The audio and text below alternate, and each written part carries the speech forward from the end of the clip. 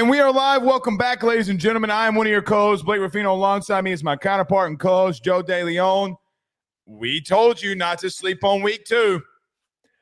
So here's the thing that I've been thinking about, Blake. We were pre-show discussing the crazy slate of games for week 3. Yes. I really think that we couldn't have been given a better appetizer to set the table for what's going to happen next week. Oh, so much craziness, so much chaos from this week, but it is going to increase the drama of what's going to happen the following week. What is the bigger shocker? South Florida upsetting Florida or Florida State upsetting Alabama? The USF upsetting Florida. I agree until you realize that South Florida and them were better than Florida State a season ago. And it's Billy Napier. And it's Alabama. Okay, I can't actually. Actually, I was kind of contemplating agreeing with you, but no, I can't go that far, Blake. I can't go that far. Okay. Well, regardless of all of it, the state of Florida being back in football, I guess, unless you're Billy Napier, has been 20 the first 40 games at the University of Florida. We may have to have a conversation about that. But, Joe, a lot of games we've got to break down. South Florida and Florida, Oklahoma, Michigan, Mississippi State upsets Arizona State. How about them cowbells, baby? Ole Miss and Kentucky, Illinois, Duke. Oregon might be the most complete team in college football. We'll talk about that. And if we have time here at the end, we'll get to Kansas and Missouri, which Bo Prabula, in my humble opinion, probably doesn't get the credit he deserves because that 2:30 slate was overtaken by South Florida. But we'll try to get to Missouri and Kansas here as well.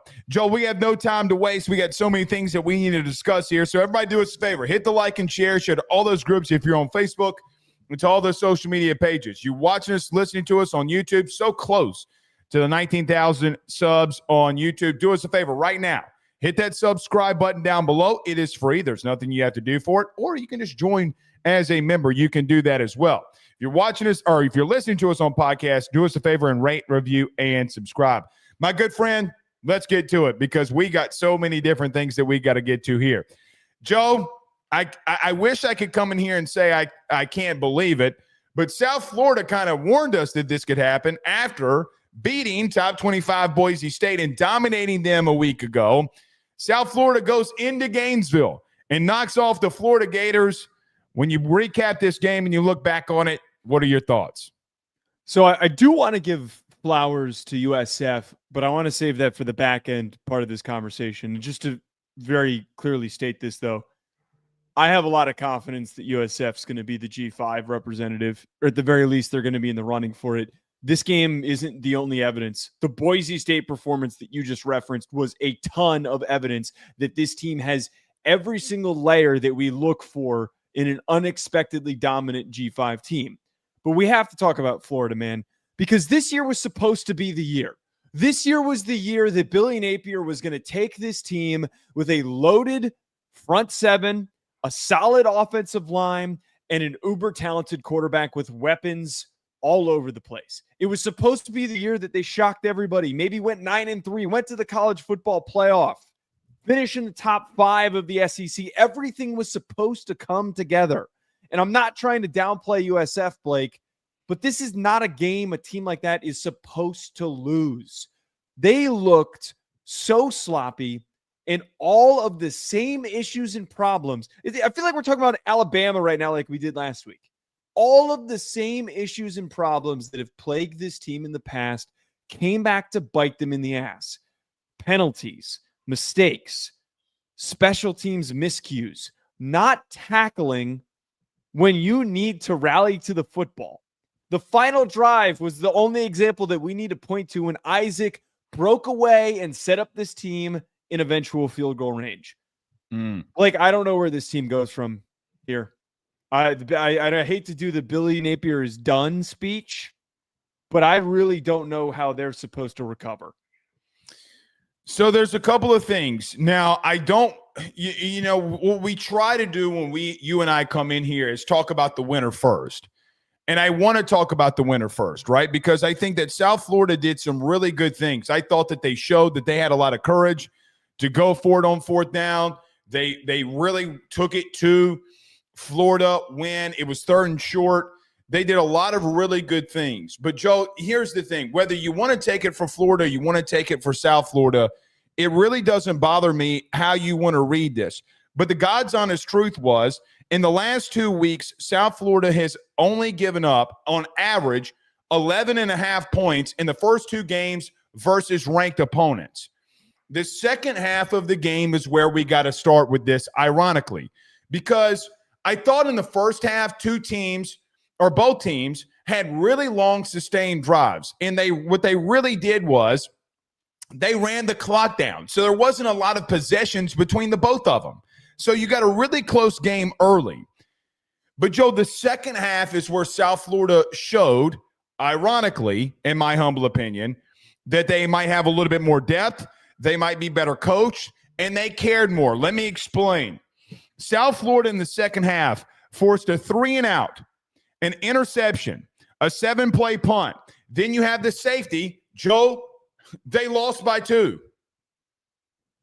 Florida lost 18-16. They lost by 2. That would be the critical turning point of the game. They would have a 20-yard TD drive after a turnover from South Florida. Then they would have 3 straight punts and 3-and-outs. Outside of going 20 yards for a touchdown, they got dominated. They got physically dominated in the second half. The special teams miscues, how many times are we going to talk about Billy Napier and special teams miscues? Whether it's players with the same number on the field at the same time, or whether you can't get a snap down. Joe, punt, 20-yard touchdown, special teams miscue, 3-and-out, 3-and-out, 3-and-out. They got dominated on their own field.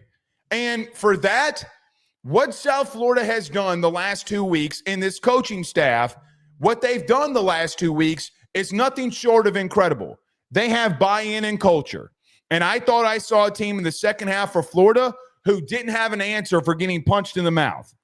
Secondly, Byron Brown, welcome to the big show, because now everybody knows who you are.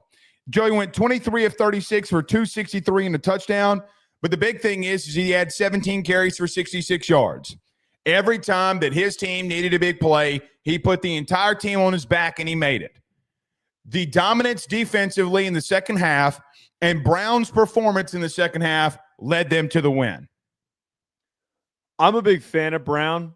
By the way, I don't know if I'm coming in through a little shaky. I've got the wonderful internet signal in my top left. But I've been a fan of Brown, and he's been a guy that I've talked about with some buddies in the scouting area for a year now. One of those players that you have on like your list of guys that's, hey, watch out, this player could be unexpectedly good. He's somebody that also has had portal interest in the past, and good for him for sticking at South Florida to stick around and to accomplish what he just did. He is the exact type of G5 quarterback that a program like USF needs to run the table, to go undefeated, to do a Cincinnati type of a run where they get to the college football playoff. We remember back to Desmond Ridder, a mobile guy who made some big plays, a big physical dude who was able to help that Cincinnati team get as far as they did when they beat Notre Dame that year. I think that with Brown and with some of these playmakers, this USF squad can do some damage. I think that they're probably going to lose to Miami, but a one-loss USF team gets into the college football playoff. Here's the one layer, and this is not an original thought. Golish, the head coach for USF, yes, fits perfectly for Florida if Billy Napier gets fired. I saw a tweet that somebody said, did Billy Napier just lose to the next Florida head coach? And it's really absurd, and I think that it would be really nuts if that's how this thing transpires. But he couldn't be a more perfect candidate. He's at a Florida school. He was at UCF with Heupel, and he was at Tennessee with Heupel. He knows the Florida region, and he also has coached in the SEC. That translates easier than it can. The utmost irony for what could happen with Billy Napier, Blake, is if he's fired and this ends up being his replacement. It would be nuts. I'm going to get to that in just a second. I want to get to Florida, but this is kind of staying on Billy. Yep. Joe, they scored two touchdown drives. Two touchdowns that got called back by penalty. They had 11 penalties for 103 yards. Two touchdowns came off the board. Two. They have special teams issues. And to be honest with you, Joe, I know a lot of people want to point to them defensively. No. I mean, how many field goals are you going to force in short field situations? Joe, how many 3-and-outs in the second half does this offense have to have before your defense is just getting worn out and they give up a late game field goal? I mean, that's what it really was. Joe, 11 penalties for 103 yards. That is absolutely absurd. Taking two touchdowns off the board. What I feel like here for Florida, they were not the less talented team here. People are going to say, oh, well, South Florida, they're not less talented. Joe, they're running the ball for over 5 yards a carry. They're trying to do too much with DJ Lagway. Way too much. They're trying to be too cute in some of the things that they're doing. Billy just cannot find a way to get out of his own way. This team, when they constantly lose these level of games, can't find ways to get out of their own way. The malpractice in overtime, last year versus Tennessee, some of the things that happened with Florida a season ago. Now, I get that DJ Lagway was a true freshman. What's your excuse now? What is your excuse now? Because there is no Caleb Banks not playing. It's not an excuse. Your defense did enough for you to win that football game. They gave up 18 points after you did nothing in the second half. Nothing. And I see a team that, quite honestly, offensively, for Billy, his own downfall may just be him and what he's doing from a play calling aspect. I don't understand what they're trying to do. I have no clue what they're trying to do. You have what should be to you not an inferior opponent, but a lesser opponent than you. And you're getting away from running the football 6-7 yards per carry in the first half. Same in the second half with Jaden Ball. I don't get it. And I got to be real with you. I think DJ made really bad decisions. Very bad, critical decisions. The last thing I would say, Joe, they looked abysmal on third down. In every critical situation, they could not convert. So I say all that to say this. You can blame the players. You can blame the staff. You can blame Scott Strickland, the AD of Florida. It doesn't matter who you blame. The bottom line truth is this. This one's on Billy. It's on Billy. Because you can have all the excuses that you want when all this has happened. This is year 4, Joe. It's year 4. And my question becomes, now that Billy is 20-20 in his first just in his 40 games at Florida, do you wear this one? And Joe, they have an unbelievable chance to turn around this week and go into Baton Rouge and win. I will remind Florida fans of one thing. 7 years ago, LSU lost to Troy, was humiliated at home. They turned around the next week and beat you. So your season's not over. Joe, what I would also say here too is they got to figure it out quickly, but a national title contender lost to Northern Illinois last year. You're not done, but you're staring down the barrel of a double-gauge shotgun here. And what are you going to do with it? Because, Joe, I got to be real with you. I'm just telling you for some things that I know. After what happened last year with LSU and Florida and the comparisons between BK and Billy Napier, nobody wants to put the death nail in that coffin more than Brian Kelly this week. I think that we have to talk about what that shotgun looks like that's being pointed at them right now. Because, yes, there is a world for them to bounce back. Well, I don't think anyone in the modern version of college football is truly dead after we watched Notre Dame get to the college football playoff after losing to Northern Illinois. The difference, though... More than the playoff, I mean, the national title. Right. The difference between Notre Dame and Florida in this situation is that Notre Dame had a really favorable schedule, so they had a lot of time to figure out their issues. Forget the fact that they had an easy schedule to work through. They had all of that available space against beatable opponents to figure out how they can prepare and to adjust. Florida doesn't have that. Florida, this was supposed to be the game to figure out your issues. Their next game is against LSU. They then have Miami, Texas, Texas A&M. They also have Georgia, FSU, Ole Miss, and Tennessee. FSU was possibly an easy game for them. Now that's not even close to the case because FSU has rebounded aggressively. They scored 70 points. They could have scored 150. Yeah. And on top of this, they have to go to Lexington, and Billy Napier is 1-2 against Kentucky, and Mississippi State's not the walkover that everybody thought that they were. This is an impossibly hard schedule. I think I will say this, though. If you can use this loss the same way that Notre Dame used theirs against Northern Illinois as a galvanizing moment, a moment to rally the team and to say, guys, we can't let those mistakes happen. We can't let any of those errors happen. I thought Notre Dame was done and dead last year, Blake. I thought that they were completely cooked. There was no survivability. There was no way for them to get right after the way that they played against Northern Illinois. But they looked inward and they looked in the mirror and they realized that they had to change something. If Billy Napier is able to rally the troops and get the group to completely lock in and focus and to rally around this moment, if they go 9-3 this year, and USF does end up being the representative for the G5, getting to the playoff is accomplishable, but they can't slip up. Like they can't, their losses have to be by single scores. I know sounds like I'm making excuses for Billy Napier and whatnot. I don't think any of this is actually going to come to fruition, but there's still technically a path. There is. I mean, but in that path, Joe, you can't have what you had yesterday. You're getting field goals instead of touchdowns. Yeah. Field goals instead of touchdowns. And it's not like you're taking off Lagway's touchdowns. If Lagway's hitting a massive bomb and it's getting called back for holding, that's one thing.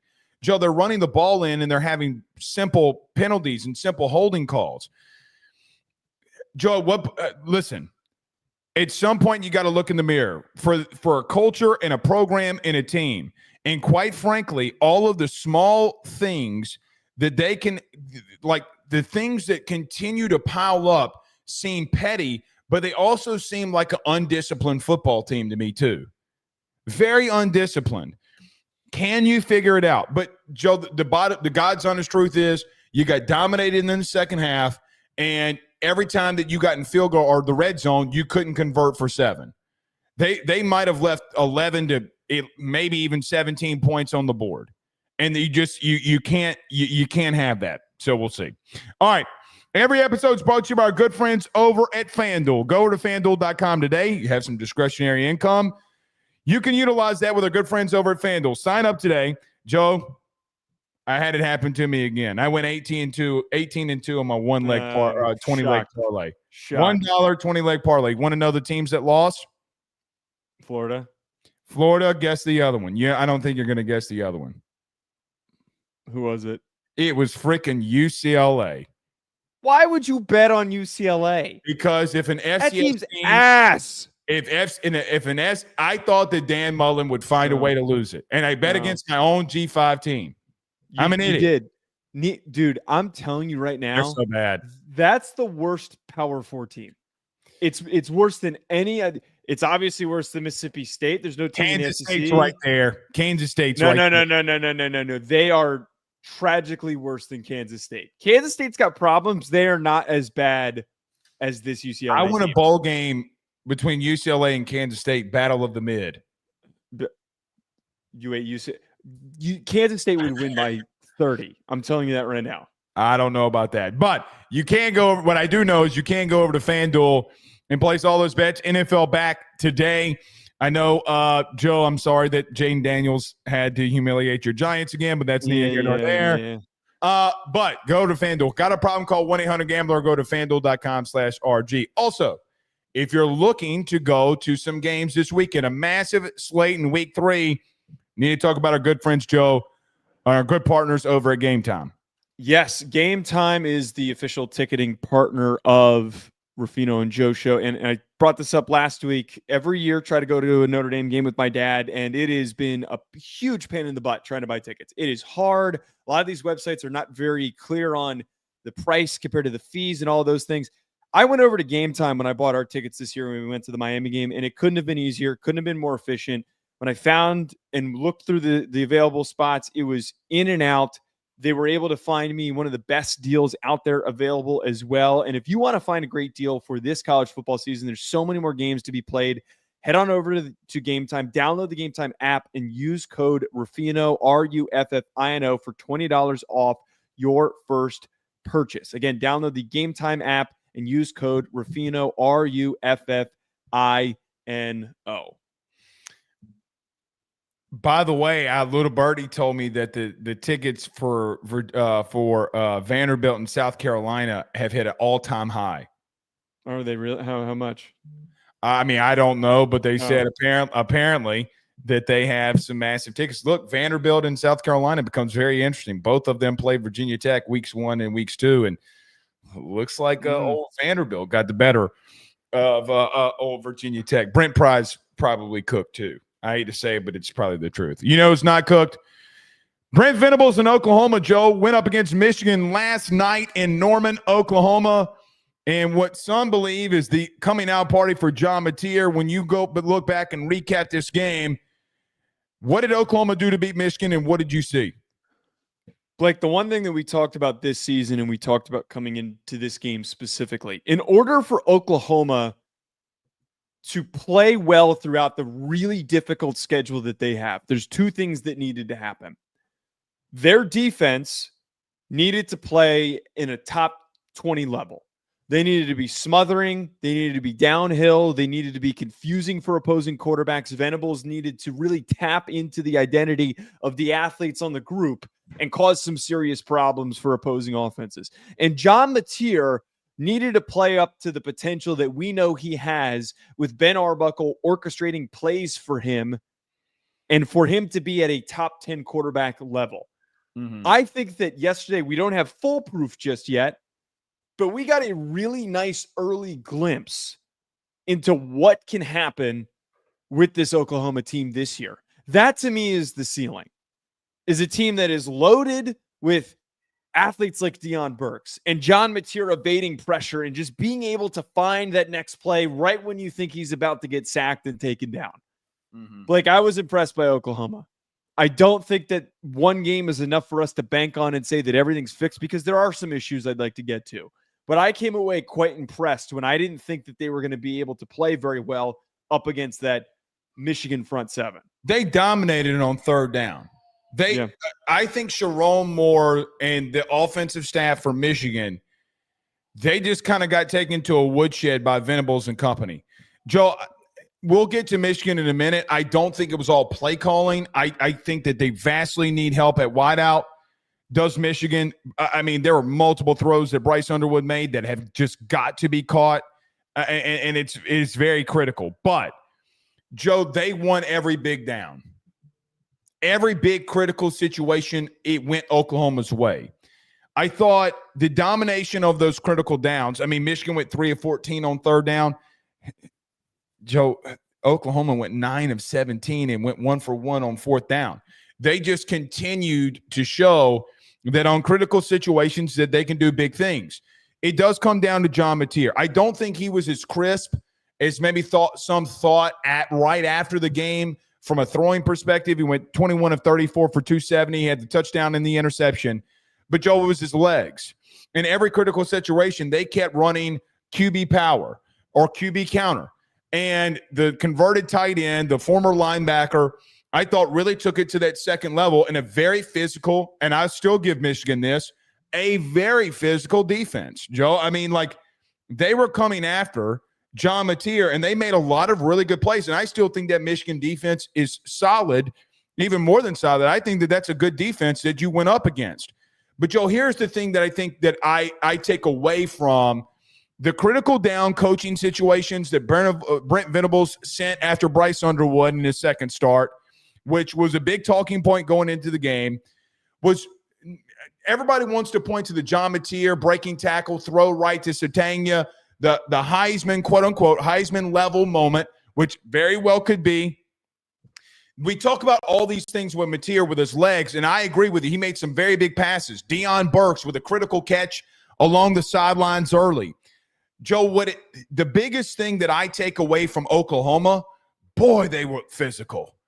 Golly, I don't know how physical their offensive line is, but some of those QB counters, when you're running right at Brabham, and you're taking him on, Barham, excuse me. You're taking him on, and you got a converted linebacker, and you're running right downhill. I still think that they're going to have to do some things in the running game, not named John Napier. The biggest thing that you take away, though, is on both the styles of play, offensively and defensively, they just felt so much more physical than a season ago. Yeah, so that's, I think, the difference now. Last year, they had offensive line problems. This year, I'm sorry to say it, they still do have offensive line problems. I agree. I'm gonna elaborate on in just a second. But I think that now you can survive with it more because John Napier is he's just so great at improvising. He is one of the hardest guys to tackle in college football. There were so many times when I was watching the All-22 this game where he's getting grabbed and you're thinking, oh, the play's dead. There's nothing happening here. And then you blink and he's completely escaped the pocket. That play. Jesus. That play was phenomenal. So you see these skills from him that very few quarterbacks in the sport have. And that's what you need to win a Heisman. I'm not implying that he's going to immediately win a Heisman, but those types of moments are what creates the narrative for a guy to at least reach the podium and for his team to surprise everybody. But to get back to the offensive line thing, it's a real problem that you had no running backs over 24 yards. And I don't think that it's anywhere near fixed. They finished with 138 yards rushing, but 74 of that came from John Napier. And I do wonder if Napier was just a little bit less mobile, how many pressures and sacks he would have taken in this game against that Michigan front. If he wasn't so gifted, the outcome could have potentially had been different. I know that it's like a if and or but type of a situation. It's not sustainable, Blake, if you're only getting that many rushing yards from your running backs. They have to tap in. I don't know what the hell is going on with Jaden Ott. There has not been really any much clarity that I've been able to find at all anywhere. I got to know if there's somebody somewhere that they can turn to, because 2.7 yards per carry from Blaylock, 4 yards per carry from Barnes, and then 2.2 yards per carry from Ott is frankly unacceptable. And I don't know this, so Oklahoma fans can tell us in the chat. I don't know what happened with Tatum. I know he was on the sidelines. Can he be the spark for them? I know that will be in the comments. I unfortunately don't know the injury stuff there with him. I agree with you. I don't know if it's sustainable. I mean, hell, we saw the Heisman Trophy winner 2 seasons ago. I mean, literally, it cannot be sustainable all the time when you're having to, on critical third downs, be your team's rushing attack. Yeah, I think they can get away with it early. The question becomes, Joe, for me, what happens when a team offensively can make some plays on you and get some points? Meaning, like, I think all of the 3 and outs and all of the situations for Michigan grossly improved what we saw from them offensively. Not to take away from the physicality. I thought they were very physical. I thought that defensive line was very physical. But I also felt like Michigan was very one-dimensional.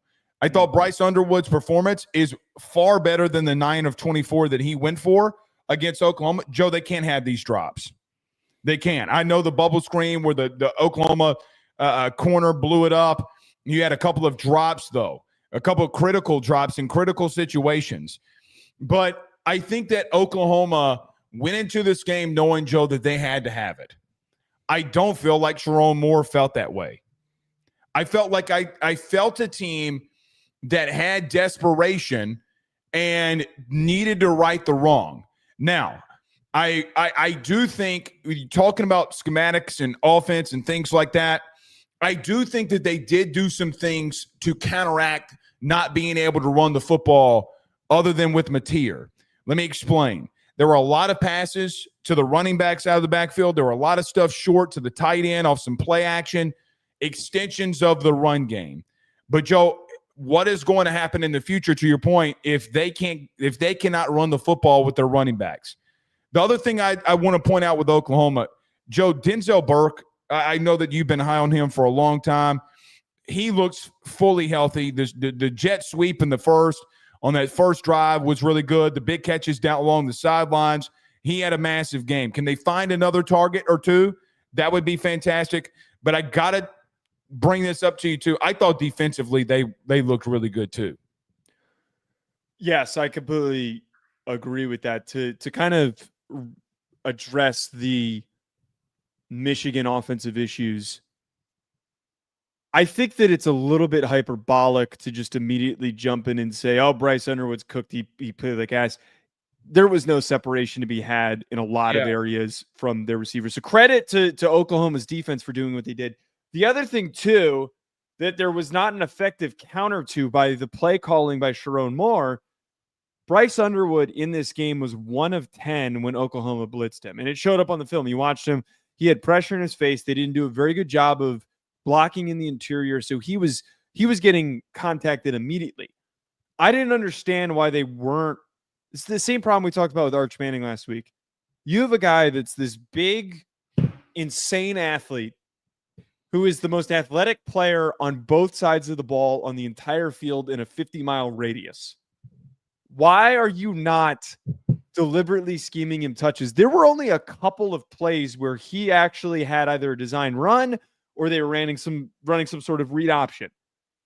And those plays got blown up. But for some reason, that meant, we have to completely abandon this. Yeah. He finishes with a brutal completion percentage because I felt like after that beginning sequence where we had all those really nice throws, he's moving on the run, and everything's opening up on the scripted drive.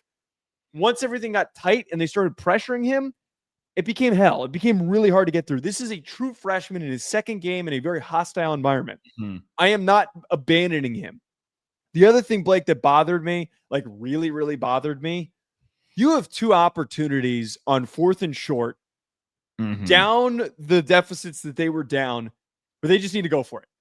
You have an offense that's barely moving. It's barely getting down the field. If it wasn't for the long Justice Haynes touchdown, you're really out of this game. Go for it. The stupid timidness when you've got young quarterbacks in, we got to kick a field goal. It felt like Sherrone Moore was trying not to get blown out. That's what it felt like. And it pisses me off watching that when just go for it. I would have respected him more if they didn't convert. And I think that the offense would have had a little bit of momentum or at least some thought of like, oh, coach trusts us. Maybe we can really know that he believes in us. But no, we're kicking field goals. That's not how you win football games, Blake. You know, you bring that up. That was going to be a talking point of mine. Look, it felt bigger than the 24-13 victory, right? Like it felt bigger than that, especially in the second half. Joe, you get the long touchdown by Justice Haynes, but here's the thing. This is what happened after the Justice Haynes touchdown. You had a 3-and-out, you had a 3-and-out and a fumble. You had a 4-play field goal, which is a 3-and-out, but you were close enough for a field goal to kick it with an all-American kicker. You then had a field goal. But, Joe, here's the thing. You forced 3-and-outs with them too. And the issue is that you had multiple chances on your own side of the football that you're in field goal range. Joe, you're down 14. You're down 14. It's 4th and 1. And with all due respect, you're Michigan. If you can't line up and get a yard, then by all means. But you're pretty much ending the game there. I don't think that you were in a situation, Joe, where this was a death knell. Let me give an example. Oklahoma had just went on an 11-play drive in the fourth quarter that they missed the field goal. Why are you not – you're down by 8. Why are you not going for it? You just gave up a long drive, and they're going to come down and do the same thing. Your defense is gassed because you're putting them on the field so much. I thought that late in the game, you're right. I felt like they felt that they didn't want to get blown out. And in the second half, to be honest with you, I know that you have the touchdown early or early in the first or in the second half, but Joe, they didn't do anything special after that. They went very conservative too. The inaggressiveness, And here's what I would say. The lack of trust that I felt that he gave Bryce Underwood was a little bit glaring. But there was no separation. I don't think Sherrone Moore felt like he had an option other than do what he was trying to do. They got to go get this young man weapons. That is the bottom line. I still think they're really good defensively. But here's what I'd say. They looked better against Oklahoma this season on the road than they did against Texas at home a season ago. And I know you don't want small victories, but I do think that you're just going to continue to get better like you did a season ago. Joe, here's what I'd say too. I think I saw a team that has the makings of being a really good team and very well developed and talented. They got to find some receivers, and Bryce has just got to continue to get experience here. Yeah, my final thought with that, I agree with. We talked about this in the preview, and this was my big emphasis point. You have a well-coached, well-built team, but it's a really young team. Yeah. It's overly optimistic to assume that Michigan gets to a playoff this year. It's overly optimistic to assume that they were going to be in the Big Ten championship conversation. If this team goes 8-4, it's not an underperformance. This was a really hard transition. This program's undergoing a lot of distractions at the current moment, and you're starting a true freshman quarterback. A lot of your best players are guys that aren't even on the field right now, that were true freshmen that were recruited in the last recruiting class that eventually will contribute next season. The real goal coming out of this, Blake, is to finish 8-4 at the bare minimum, to feel really good about yourself, for Bryce Underwood to feel like he's making improvements, and then to hit the ground running in year 2. That's it. That's the goal. Got to go get him weapons. But yeah, not taking anything away from Oklahoma, Joe, they looked like the more physical team last night, and I think it really showed. Can they find some can they find a running game without John Mateer will be the question moving forward. Yeah. All right, Joe, we will. I saw a couple of comments in here. We're going to get to the super chats at the end. What we're trying to do is we're already 40 minutes into the show. And, guys, we got like 5 more games that we have to talk about. So we're going to get to your super chats. Yes, you can send them in, but we just got a lot of stuff because everybody said week 2 was going to be a dud. It wasn't. We just got a lot that we got to get to. Do us a favor, hit the like and share. And while you're at it, if you want to, go sign up with our good friends over at FanDuel. Joe, Oregon absolutely dismantled Oklahoma State 69-3. Let me just say this before we get moving. Oregon's really going to make me say something early in the season that's very irresponsible. Dude, okay, I'm not going to do it yet. Oregon smacked that ass this week, and Oklahoma State's not really good, but 2 things can be true at once. Your thoughts of the game? I think I have a feeling of what irresponsible statement you're going to make about this Oregon team. Look, Oregon hasn't been tested yet. No, they have not. But they just whooped the ass of a Power 4 team that was once one of the best teams in their conference. I know that was a couple years ago. Every area of this game, Oregon dominated. Every even area. Down to the water, even down to the water boys. Seriously. Special teams, offense, defense. Big play after big play. They couldn't be stopped. Their defensive line couldn't be stopped. Their run game couldn't be stopped. The Corian Moore couldn't be stopped. Kenyon Sadiq couldn't be stopped. Blake, this whole team, and we said this last year, and it came to fruition up until they got to the Rose Bowl. Last year, they were the most complete team in college football. And right now, Oregon feels like the most complete team in college football. I was super bullish on Oregon coming into this season. I want to see how they're going to play when they do get tested by the harder games on their schedule. But I currently don't see a deficiency. Last year, we at least saw some problems. And those problems kept coming up throughout the season. They weren't super weighted issues that were going to completely hold them back. Idaho, right. Yeah, and Boise State that hurt them. I think that a lot of the problems that they had last year, they have turned into strengths. They're physical, they're consistent, they're high effort, they're vindictive. They kick ass. Yes. I'm buying into this Oregon team, man, and I'm glad that we've been high on them since Dan Lanning took over. I tweeted this at the end of right before the end or start of halftime. Mm-hmm. If they wanted to score 90, they could have. They could have easily scored 90. And I'm not being hyperbolic. Joe, Will Stein was so creative, getting DK Moore multiple rushes and touches in different ways, not putting all of the pressure on him to be the lead receiving guy early, I think is the massive thing here. DeCorian Moore, as we've talked about, when the day that he committed on AYS, on my show, or even going into now, he is special. They are working him in so creatively. It's like they've been here before. There was a lot of talk going into this game about Mike Gundy saying, well, they paid for the roster, and Dan Lanning firing back. I don't even really want to get into that. Boy, Dan Lanning's biggest quote of the week was simple. Thank you for giving me something to lock in my team when you suck. Because, Joe, what did we see around the country this week? We saw teams in massive programs, Georgia, LSU, Florida, you name them, play low-ranking opponents and play around with them. Dan Lanning went to the podium after the game and stated, and I quote, thank you for giving my team the added motivation that they didn't need, but that you gave them so that they were locked in and super focused. Joe, I feel like I'm seeing a team that got throttled themselves in the playoffs, and all of those five-star alpha dudes who were on the team but young took this shit personally. I've seen this story before. I've seen this exact story before. When Dan Lanning was the DC at Georgia. This story feels very familiar to me. I think we all thought, Joe, that they would go in and dominate Oklahoma State and win. We both kind of stated that.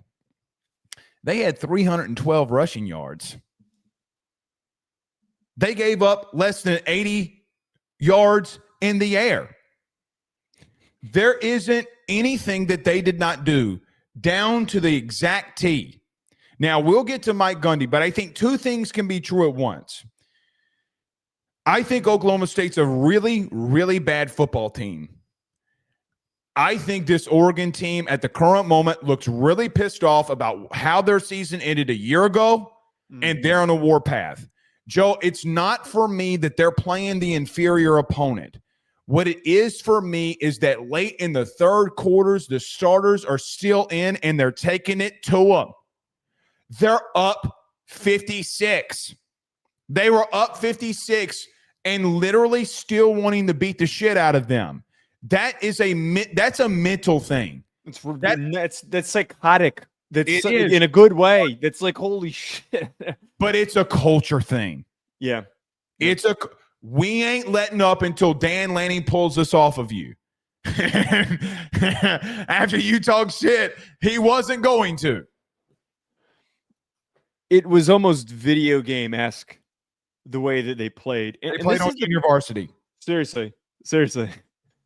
The one thing that I want to reemphasize that was an off-season take of mine, I really thought coming into this year that Dante Moore was going to really take this Will Stein offense to a level that we maybe haven't seen yet, which sounds crazy to say because Bo Nix was awesome. Dylan Gabriel was awesome. It is awesome, really. They both went to the Heisman Trophy ceremony. That was how good they were within this offense. But I think that Dante Moore has a different type of ability as a passer. He's got an unbelievable arm. He has unbelievable natural decision-making for a younger guy. I think seeing what Moore did reminded everybody why he was so highly recruited. And I think that just a game like this going 16 of 21 is just, we're just breaking through. I can't wait to see what he does later on in the schedule when they play Penn State. I want to see what he does if they get to the Big Ten championship game, into the college football playoff, because this is the one thing I was rooting for this kid, was that he gets a a fresh start. He gets the year to learn and to reset himself, and he now just gets to ball out. And I think that even with the concerns about not having Evan Stewart, that they're still able to be quite explosive through the air with Kenyon Sadiq and DeCorian Moore and with Jeremiah McClellan. Yeah, there's so many guys that they can turn to. I mean, McClellan only had 2 catches, and I mean, he went for 76 yards. I mean, he just didn't get to score. I want to see what he looks like under pressure. I don't think anybody's been able to generate pressure. The thing is, Joe, they scored 70 points, and they scored no points in the fourth quarter. It took them 3 quarters to score 70 points. I mean, it's just like, what are we doing here? I don't think, in reference to Dante Moore, I don't think they're asking him to do a whole lot. Like, as crazy as they don't need to. They don't need to. Listen, I said to start off this segment, and I'm just going to repeat myself before we move on here. I am very prepared to say some very irresponsible things about Dan Lanning and this team, because I think they finally found what that thing could be. They got to go through some opponents and show that this is real. But, Joe, this still is a P4 opponent. And you talk about UCLA being one of the worst teams in the P4. It might be Oklahoma State, to be honest with you. Let me ask you this before we move on, though, because I got to ask. This is it for Gundy, right? Like this, I mean, we're nearing the end. I mean, they already structured his contract and all that stuff, but, I mean, this is it. Yeah, I mean, I don't know how he's going to recover from this. I don't know how much longer they realistically give him. But no, I mean, he's got to be fired. This is embarrassing. I don't know how you recruit after losing by 66 points. Seriously, I mean, he's done. He's blaming that he's not getting NIL money, but I mean, he said TV revenue. I mean, but Joe, you shouldn't get blown out by 66. I mean, you get what I'm saying? Like, they made your mouth wrote a check that your ass couldn't cash. Yeah. Meanwhile, you're doing commercials on the 20-year anniversary of I'm a man, I'm 40. What are you going to say to your team when you're out there shooting commercials about what you did 20 years ago and that they're not winning? What can you say? Nothing. So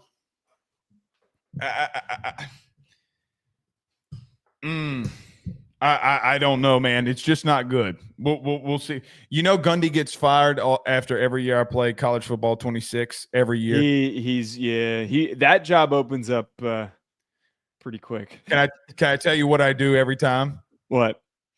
Because clearly he's not calling plays. I fire my OC every year and go and hire Gundy because he's got a massive recruiting pitch where you get like, so it's a big. So here's a hack in the game: fire whoever your OC is. Let's just say wherever you are, unless you got a really good one, and then hire him because he's got a massive recruiting tool, and you can just. Ridiculous. Hey man, I'm the one that did something goofy. It didn't really matter. All right, let's move on here. We are going to get your super chats, I promise. Joe, the cowbells are back. Mississippi State upsets top 15 Arizona State. Joe, when you go back and watch this Mississippi State team, your thoughts, or their win over Arizona State, what are your thoughts on the game? I think that this says a lot more to me about Arizona State than it does Mississippi State. And look, credit to Levy for what he was able to get out of his team. Credit for the fact that they were able to produce the splash plays that they needed. Credit to Shapen for stepping up and having the poise in very tight situations that he needed to. Like, credit deserves to go to him for all that stuff and for this team. But, dude, Arizona State has some problems that I think that I overlooked mistakenly this offseason. I think that this loss opens the door for some of the other teams in the Big 12 that we've been hyping up. I think that it is Utah, Texas Tech. Right? Yeah, Utah and Texas Tech's year to win the Big 12. Their secondary is bad, and their offensive line was brutal in this game. They couldn't protect Leavitt. That kid was running for his life. He had no time. He was panicked. It was his worst game that I've seen from the kid. And their secondary, which was supposed to be an asset because it's bringing back experience, the younger guys in the group were making silly mistakes. I mean, with the last play that they gave up, that was the touchdown. It was a blown coverage. A simple, just heads up play, blown coverage. Lack of execution, man. This is disappointing. I don't know what happens with this Arizona State team. I don't think they completely collapse, but I don't think that they've got what it takes to win the Big 12 again. I felt like after the first half sack that he took close to the end zone, I think early, you're right, he got pressured a lot. After that, Joe, he kind of didn't. He kind of saw ghosts. I mean, there were some pockets that he's bailing out on that he has no business bailing out of. I mean, that's number one. Number two, I got to say this. I thought that Kenny Dillingham and company couldn't rally early, and that's why they lost. Joe, when I look at this game for Arizona State, okay, they had two running backs go over 100 yards rushing. They did not try to run the ball and establish the run early on the road, and it bit them in the ass. Let's go look at something very quickly in the first half. Joe, their first 7 possessions: punt, 3 and out, 3 and out, 3 and out, Leavitt INT, turnover on downs, a field goal, and then a 3 and out. They go into the second half, Joe. They would have 15 and 17 play drives. On the 17 play drive, they ran the ball 16 times. On the 15 play drive, they ran the ball 14 times. I don't know if that offensive line's bad when you can line up and run the ball in the second half for 200 yards, because they did. And I don't know if Mississippi State's a team that we should necessarily look at and say, oh, well, that's a quality opponent defensively. I don't know how to read that yet, because the season will tell us. But, Joe, they kind of got punched in the mouth early and had no idea how to recover. Their secondary, though, you talk about the splash plays. I thought that Levy had such a good game plan on some of these situations, even late, to confuse this Arizona State secondary. You talk about the explosive splash plays. Anthony Evans, who had a massive game for Mississippi State, the 48-yard seam route shot in the first half. The Thompson fade from 47, and then the Thompson seam route to end the game. Joe, they got nothing else really going. They didn't run the ball effectively, did Mississippi State. They didn't do a lot of things on the ground that you would say, oh, okay, well, that's why it happened. They just kept hitting massive, explosive plays over and over again in critical moments, to where I think that, look, man, I think Levy kind of outcoached Dillingham here to some regard. The reason I say that is I felt like Dillingham got punched in the mouth early, and it took him too long to respond. Now, you were able to come back and you were able to take the lead in the fourth quarter. I don't know if Arizona State has found what they're looking for yet, but I thought Sam Leavitt made some really bad decisions that this Mississippi State team made him pay for. The interception in the first half, the multiple rollouts where they batted the ball away on third downs. Joe, he only had 88 yards, but he was 10 of 22. Some of those in the second half, they got away from him because he couldn't complete a pass. He looked rattled in a lot of ways. I don't know what to make of that yet, but I say all that to say this about Mississippi State. I saw a team that knew that they had a chance to turn the tide here. Joe, they got a brutal schedule, SEC schedule. Yeah. And this is a top 15 opponent coming into your home at night for the first time in the Levy era. Okay? In that situation, your camera went out. Yeah. In that situation, what we determined, and I'm going to wait for you to come back here so that we can for this edit cut. Yes, I'm ready. All right. What we determined here with Mississippi State was, Joe, they got some weapons. I mean, they're building. Might not be what everybody wants them to be and how it's doing. But, Joe, they got some explosiveness at wide receiver. I thought they looked good in their front seven defensively. They kind of got run all over in the second half. That would be the only thing that I would talk about. I don't know what to make of Arizona State, but, Joe, they did run the ball for 200 yards in the second half that we cannot overlook.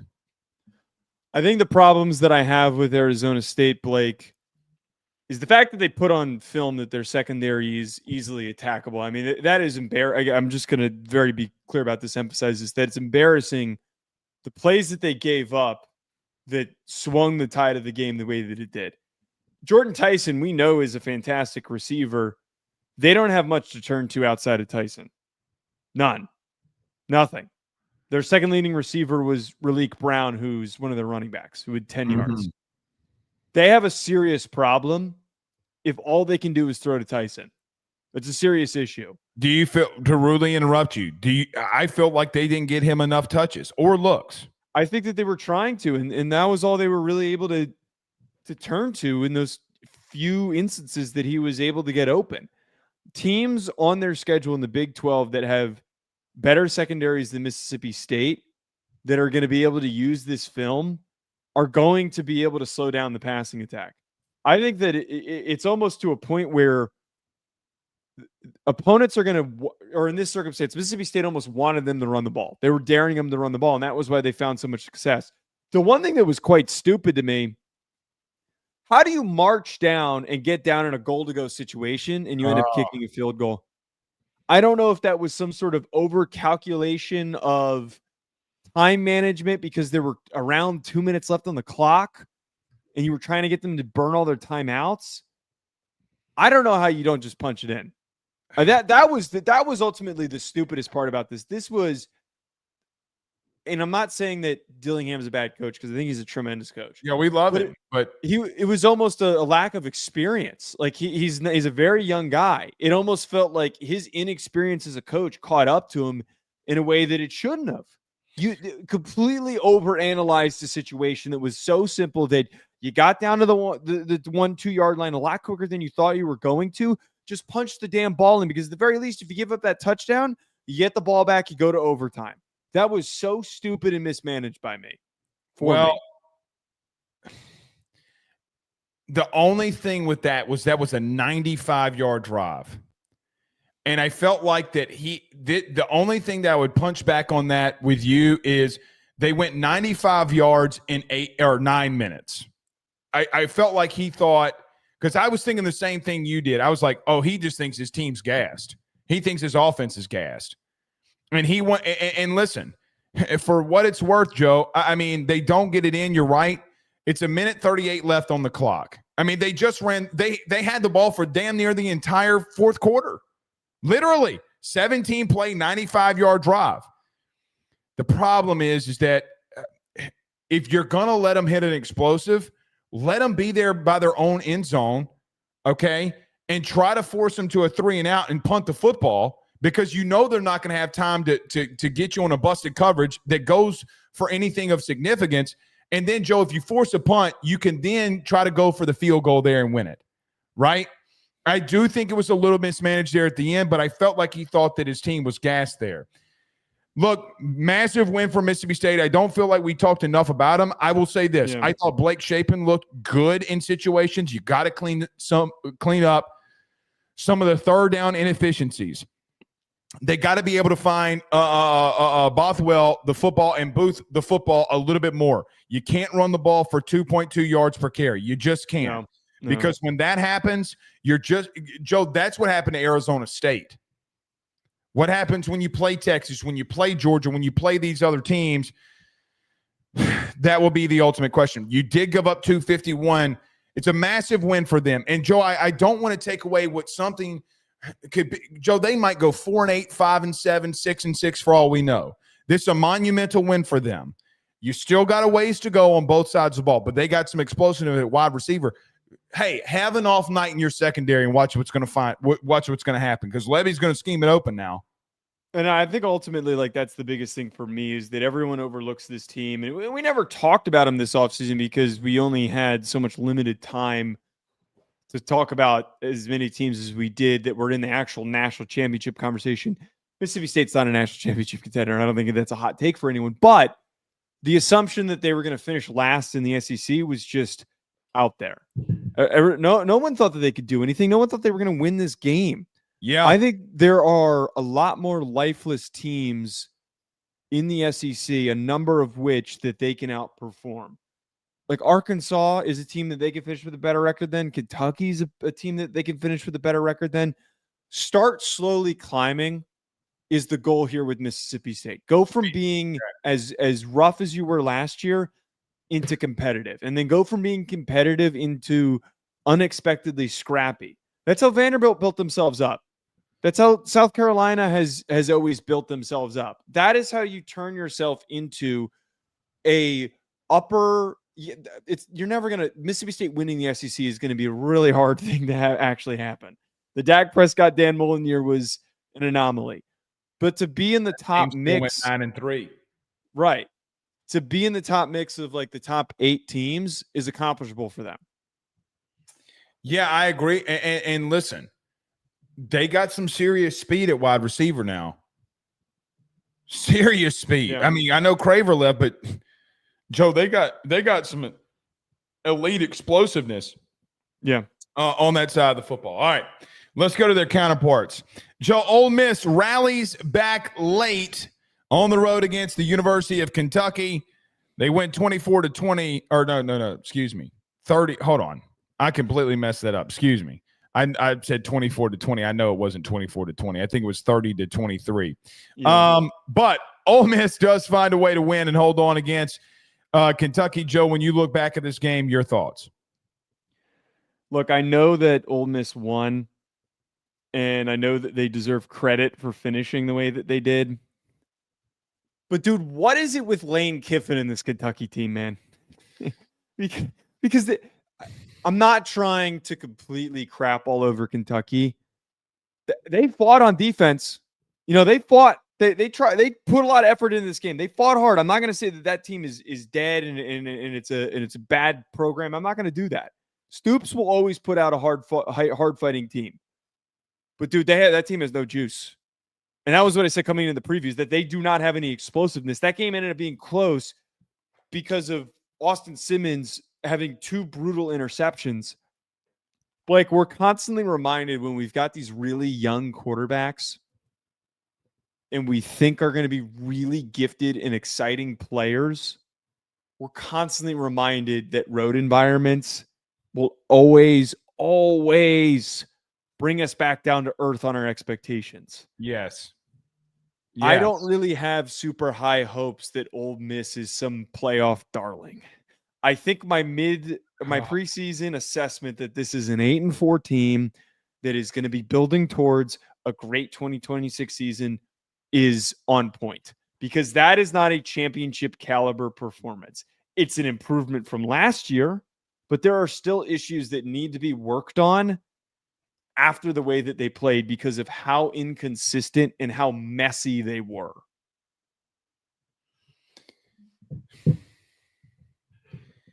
Austin Simmons had 2 interceptions last week as well against Georgia State. And you turn around and he's got 2 early interceptions this week. I get what you're saying. I know what you're saying.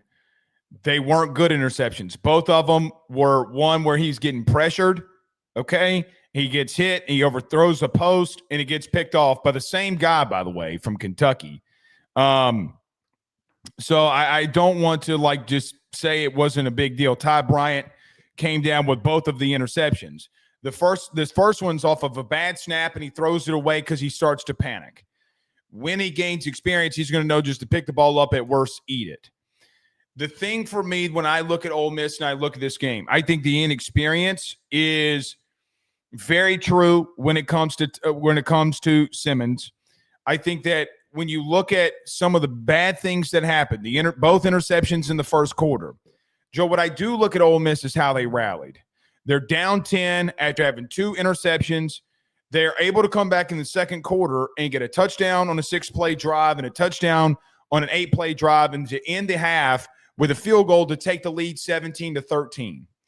I don't feel like outside of the first quarter, however, it was necessary. I don't want to say that they really started separating, but I felt like if you take away offensively the mistakes from Austin Simmons, I don't think offensively they were bad, and I think that they've done something that they couldn't do a year ago. Their biggest weakness a year ago was not being able to run the football. And I don't care what you think about Kentucky. They can be very stymie and really good defensively. Kawan Lacey had 28 carries for 138 yards and a score. Austin Simmons got involved in the run game. I don't know what they're doing with Logan Diggs right now, and that's going to be a question. But, Joe, this team is a downhill team. And I don't know if they necessarily – I know Wallace has had 2 really big games. They've got to be a little bit more explosive at wideout. But I still look at Simmons and ask myself the question, Joe, what if a light bulb goes off in week 6? Boom. Then what can they be? By watching him, I know he's making bad mistakes. He's also making some very elite throws. And I wonder with time and experience when it could come next season. To your point about the 2026 season. Joe, it can come in 2 weeks. I mean, this is a kid who graduated in 2 years, reclassified early. This is a smart kid. And I wonder how he starts adapting to some of these things.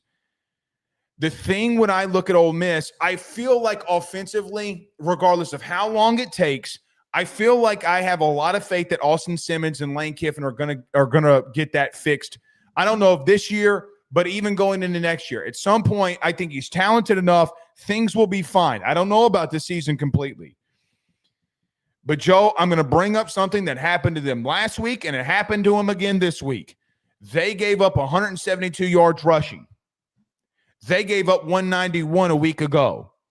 McGowan and Dodell ran right at you, and there was nothing you can do at it. I'm not saying Calzada was awful. It was probably a lot better than Vandergrift a season ago. Joe, he went 15-30, and he missed a lot of stuff. They're missing Barryon Brown. They're missing Dane Key. They don't have the explosiveness out wide. Joe, you know what they're doing to you.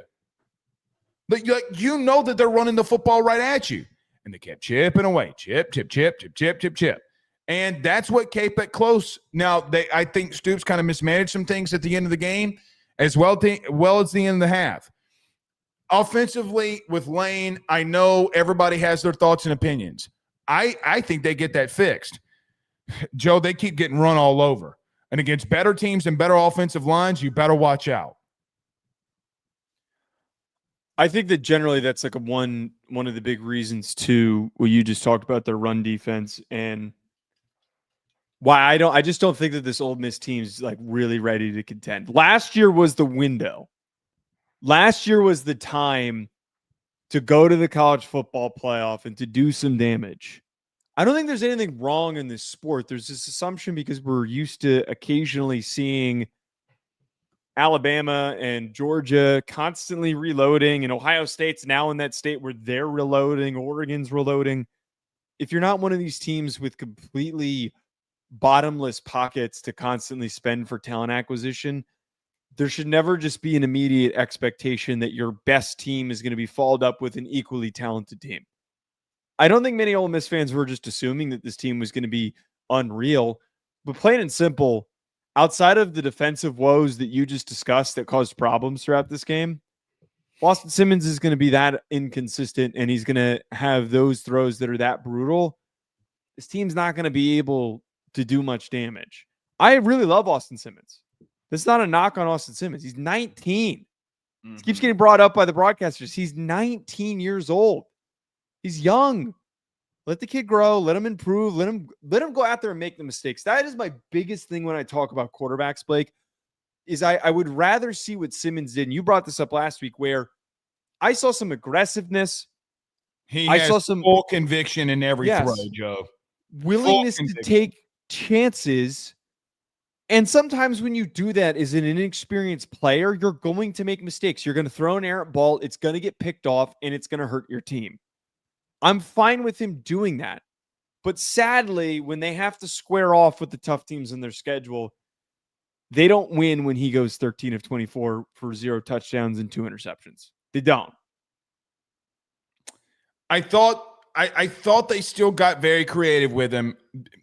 I still think that they could have had some situations. Let me give an example.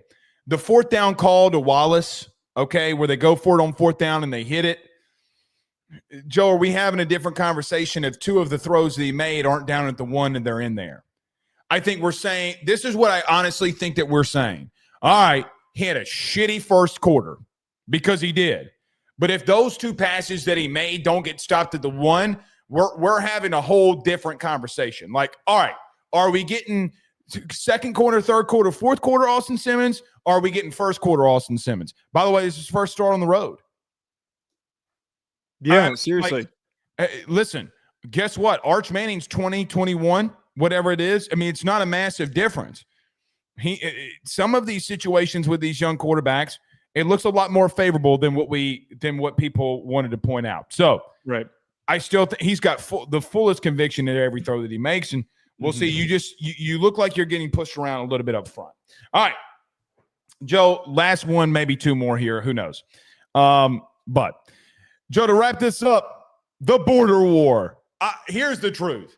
The best game of the weekend, without a shadow of a doubt. I know everybody wants to say it's Florida versus South Florida, and I get it. No, that wasn't that game. The best game that happened in week 2 was the border war between Bo Prabula and Jalen Daniels, and you can't convince me otherwise.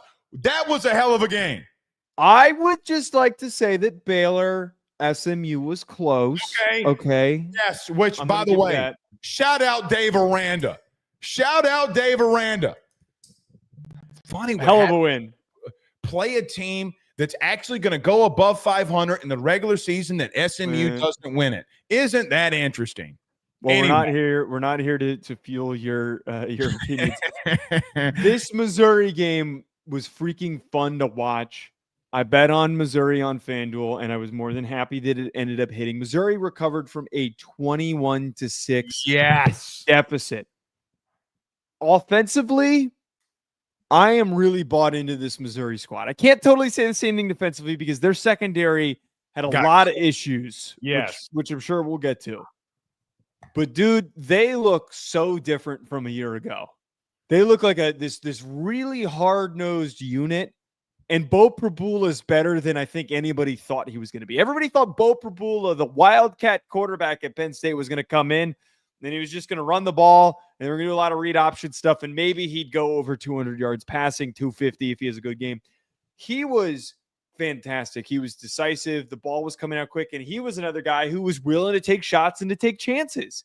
The aggressiveness stood out to me, and I think that Prabula being able to build off of a performance like that gives him confidence.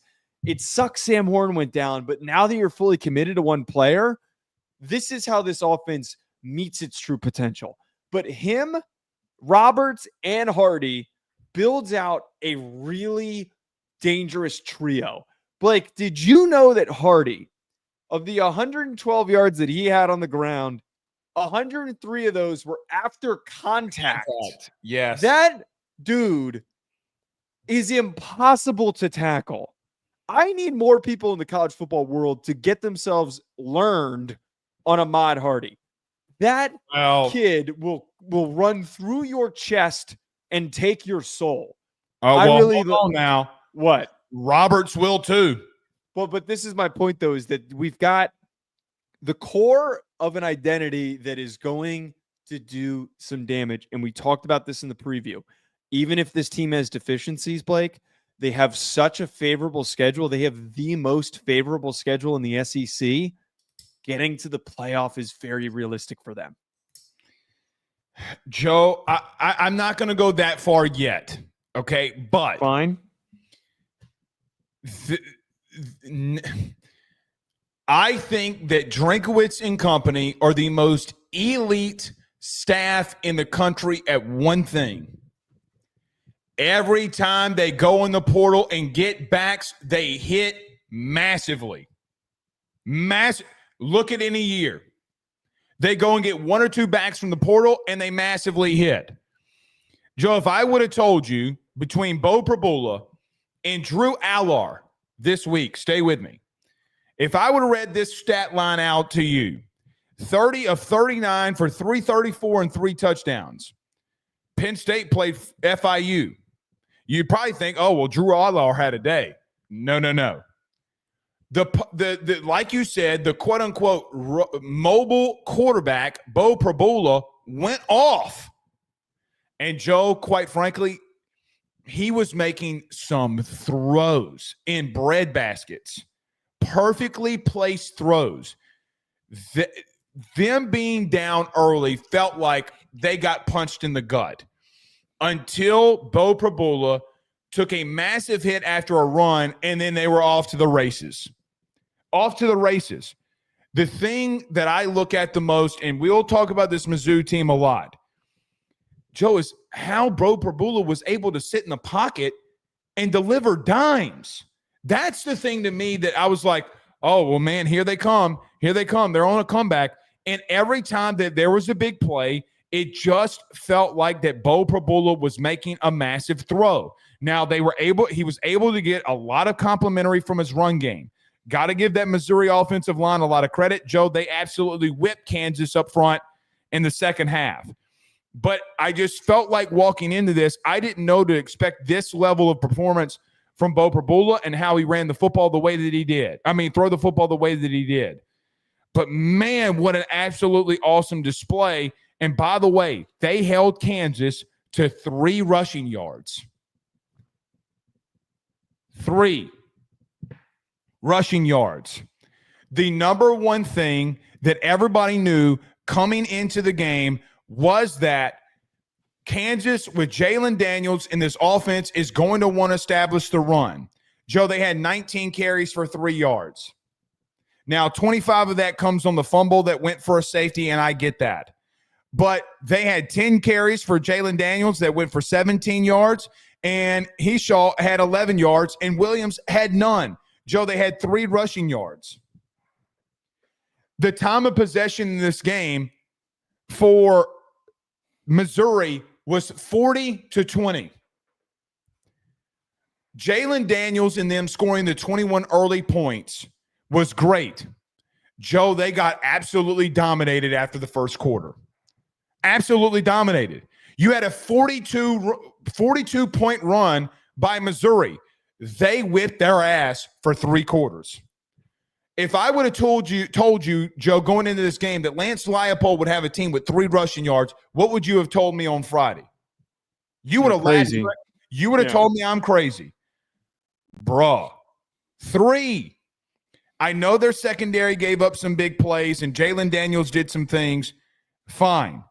But, Joe, they just dominated for 3 quarters. They took an early punch, but Bo Prabula rallied this team and they were able to take the lead. The one thing that ultimately for me, Blake, and they didn't give up a ton of yards through the air.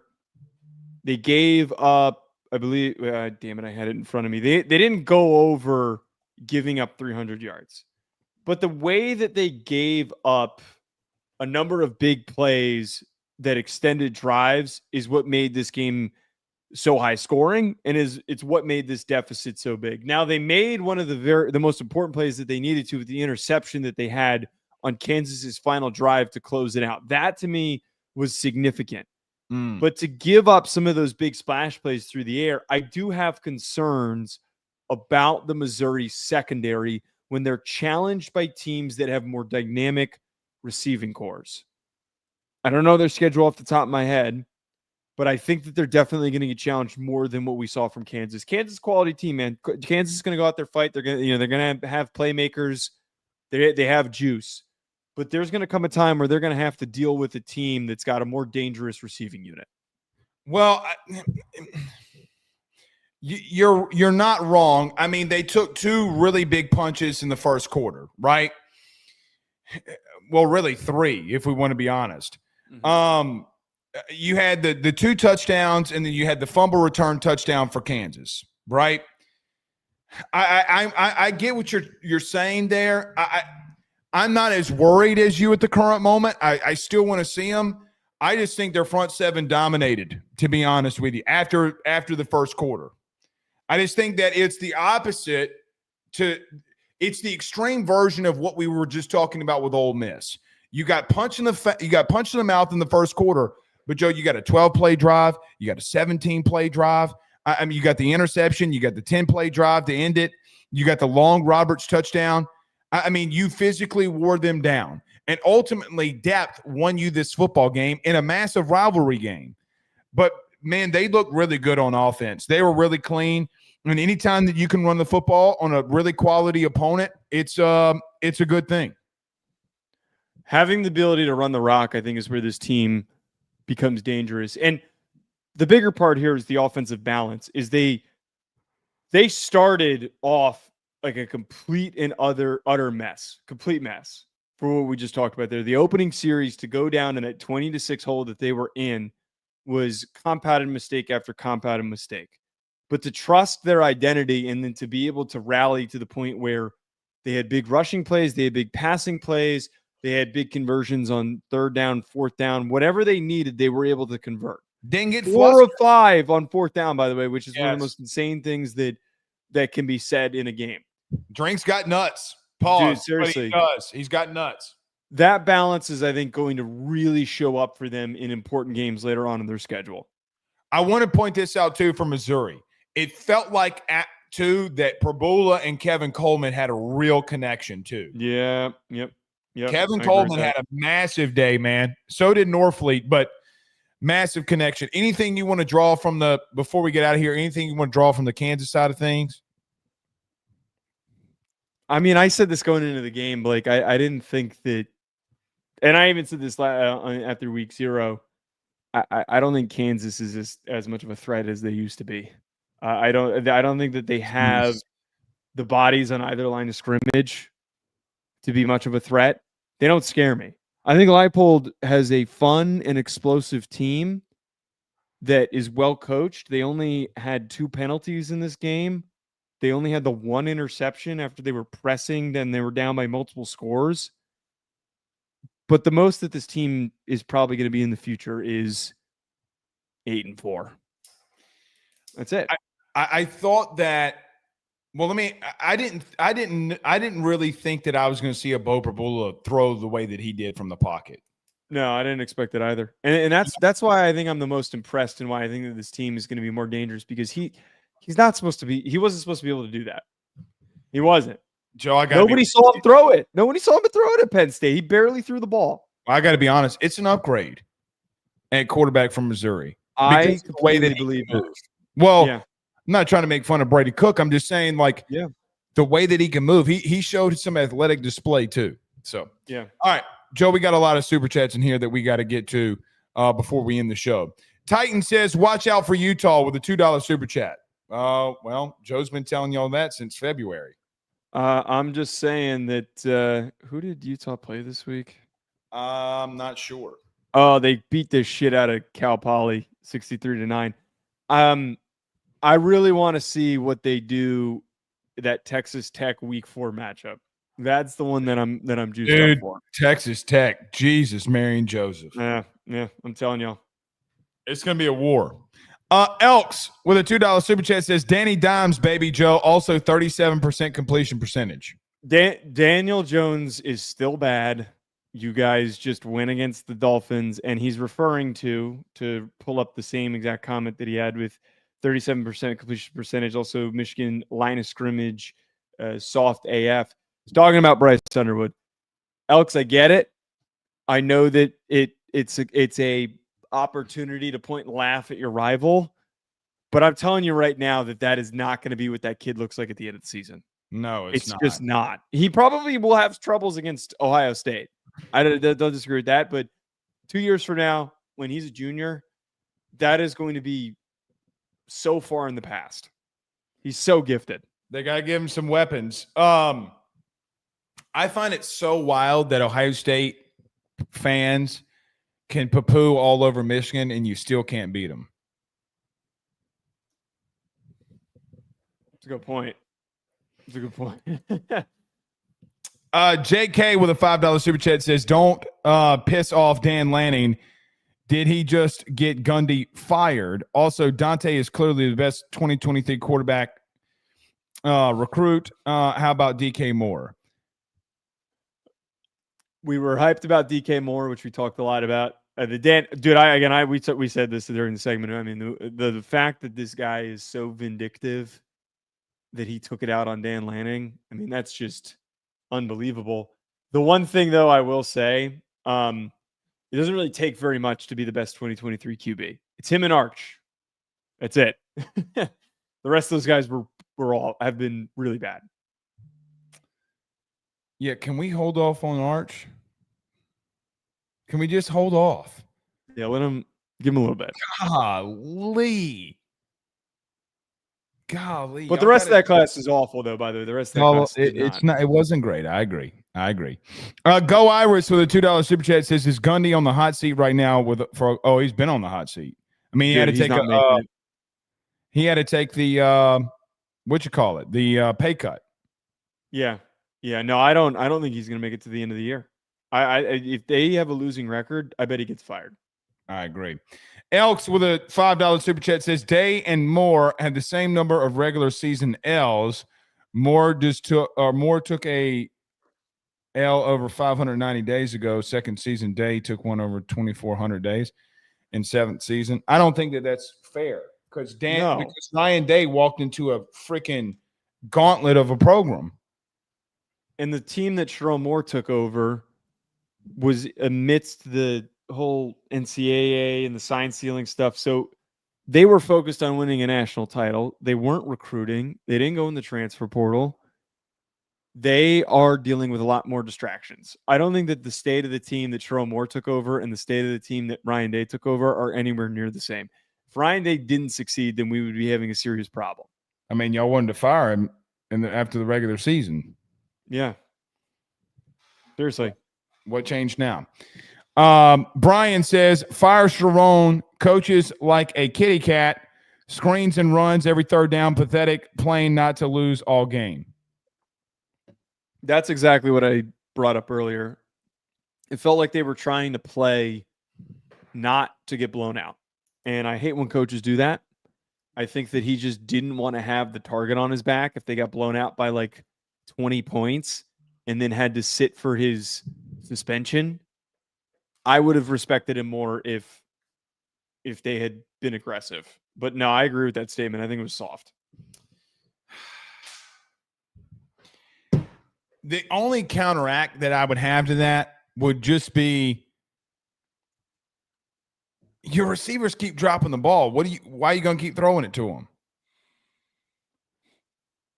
I mean, it doesn't mean you have to throw it though. You could have ran read option. The one you weren't running any read option with Bryce Underwood. I mean, I guess. I guess. Marshall Childs with a $10 super chat says A&M struggled to UTSA, LSU struggled with Louisiana Tech, Georgia struggled with Austin Peay, South Carolina struggled with SC State.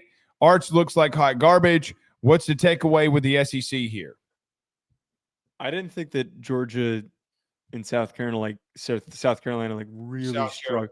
South Carolina didn't really struggle. I want to. I mean, they struggled some, but not. Can we reframe the whole? This team struggled against their G5 or FCS opponent. Like it's one of the.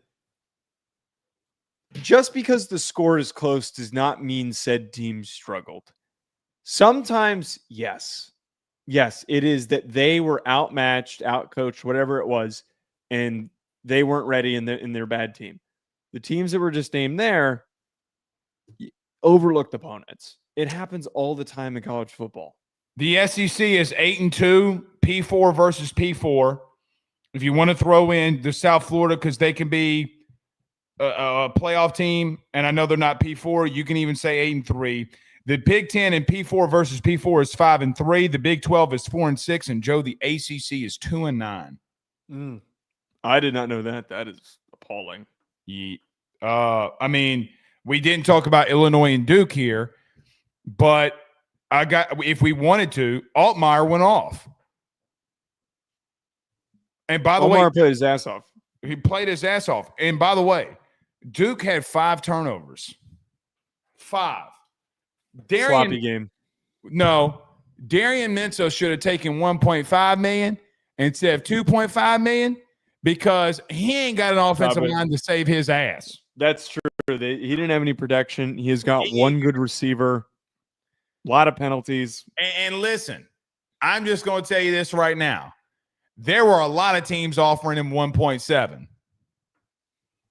A lot better teams.